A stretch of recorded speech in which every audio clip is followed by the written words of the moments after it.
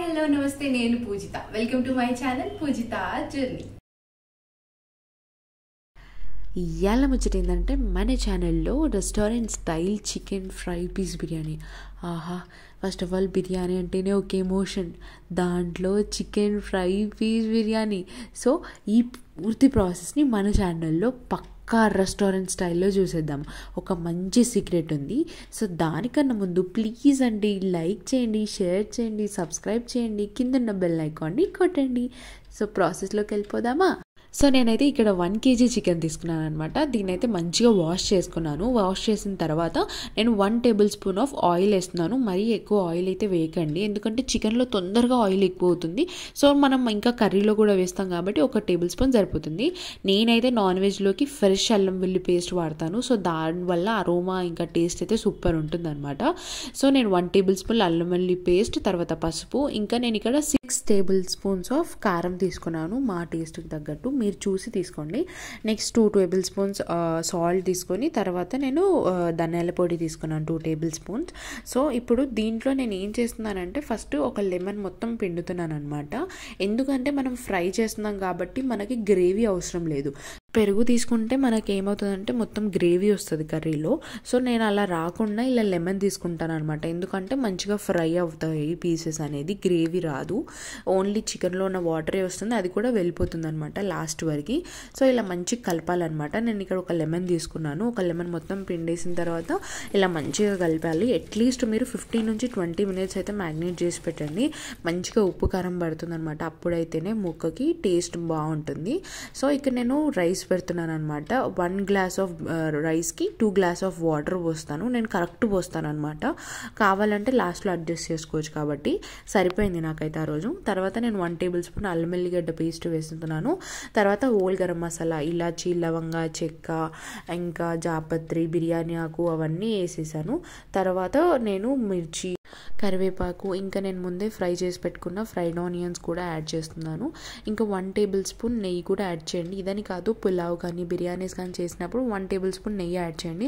Flavour అయితే చాలా బాగా వస్తుంది. ఇంకా నేను ఆయిల్ కూడా యాడ్ చేస్తున్నాను.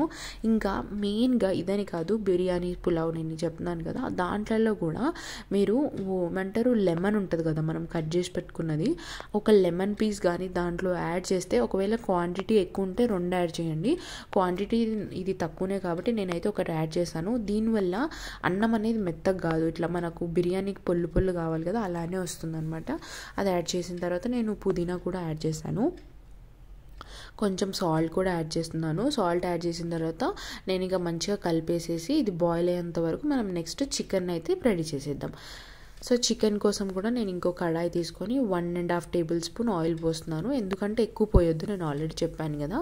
సో ఇక్కడ చికెన్ మంచిగా యాడ్ చేసిన తర్వాత దీంట్లో ఏమీ వేయక్కర్లేదు. ఇప్పుడైతే మనం కర్రీకి అయితే ఆనియన్ అలా వేస్తాం కదా, ఏది వేయొద్దు, జస్ట్ ఏమంటారు ఆయిల్లోనే మంచిగా ఫ్రై అయిపోతుంది అనమాట. తర్వాత ఇంకా బిర్యానీకి సాల్ట్ సరిపోయిందా లేదా ఇప్పుడే చెక్ చేసుకోవాలి, లేదంటే అడ్జస్ట్ చేసుకోవచ్చు. సో ఇక్కడ నేను పచ్చిమిర్చి, కరివేపాకు యాడ్ చేస్తున్నాను కర్రీలో, మర్చిపోయి యాడ్ చేస్తున్నాను అనుకోకండి. ఇలా యాడ్ చేయడం వల్ల చాలా బాగుంటుంది అనమాట టేస్ట్. ఒకసారి మీరు ఎప్పుడైనా కర్రీ చేసినప్పుడు యాడ్ చేసి చూడండి, చాలా బాగా వస్తుంది. సో ఇలా మంచిగా యాడ్ చేసిన తర్వాత మళ్ళీ కలిపి లిడ్ అనేది పెట్టేసేయాలన్నమాట.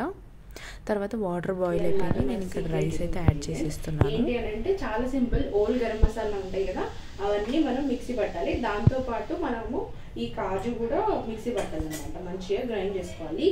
చాలా బాగుంటుంది టేస్ట్ అయితే, స్మెల్ కూడా తెలిసిపోతుంది. సో మంచిగా ఫైన్ పౌడర్ లాగా గ్రైండ్ చేసుకోండి. సో ఇలా గ్రైండ్ చేసుకున్న దాన్ని 50-60% ఉడికిన దాంట్లో వేసేసి మంచిగా కలిపి ఒక 5-10 minutes వదిలేసేసేయండి. తర్వాత ముక్క ఉడికిందా లేదా చెక్ చేసుకోండి. తర్వాత టర్న్ ఆఫ్ చేసేసేయండి స్టవ్. సో సేమ్ 80-90% ఉడికిన తర్వాత రైస్ కూడా టర్న్ ఆఫ్ చేయండి.